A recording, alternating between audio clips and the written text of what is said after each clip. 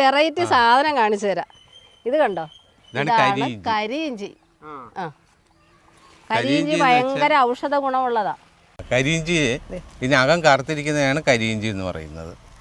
കണ്ടോ, അകത്ത് നല്ല കളറാണ്, നല്ല ഔഷധ ഗുണമുള്ള സാധനമാണ്. ഇത് ശരിക്കും പച്ചമരുന്ന് കടയിലാണ് കരിയിഞ്ചി ഉപയോഗിക്കുന്നത്. ഔഷധശാലകളിൽ ആയുർവേദ ഔഷധങ്ങളിൽ ചേർക്കുന്ന ഒരു ഇഞ്ചിയാണ് ഇത് കണ്ടോ, എന്തൊരു ഭംഗിയായിട്ടാണ് നിൽക്കുന്നതെന്ന് നോക്കിയേ. നമ്മുടെ വീട്ടുമുറ്റത്തും ഉണ്ടാകുമെന്നേ ക്യാരറ്റും സ്ട്രോബെറിയും. കണ്ടോ, ഇത് കണ്ടോ, മഴ മാറി തണുപ്പും മാറി കഴിയുമ്പോഴത്തേക്കും നമുക്ക് എന്ത് ചെയ്യാൻ പറ്റുമെന്നോ, തണുപ്പ് കിട്ടിയില്ലെങ്കിൽ ഞാൻ ഫ്രിഡ്ജിനകത്ത് കുറച്ച് വെള്ളം വയ്ക്കും, കുറച്ച് ഐസ് വയ്ക്കും, ഐസ് എടുത്ത് വെള്ളത്തിലിടും, എന്നിട്ട് അങ്ങ് കോരി അങ്ങ് കുളിപ്പിച്ച് കൊടുത്തേക്കും. അത്രേ ഉള്ളൂ. നന്നായിട്ട് പിടിച്ചോളും. കിഴങ്ങും ഉണ്ടാകും. അല്ല, മൂന്നാറിലൊന്നും പോകണമെന്നില്ല. ഞാൻ മൂന്നാറിൽ പോയപ്പം വാങ്ങിച്ചുകൊണ്ട് വന്നതായത് കിഴങ്ങും ചെടിയായിട്ട്. അപ്പം അന്നേരം എനിക്കൊരു ഐഡിയ തോന്നി, എടാ ഇത് നമ്മുടെ മുറ്റത്തും ആകുമല്ലോ എന്ന്.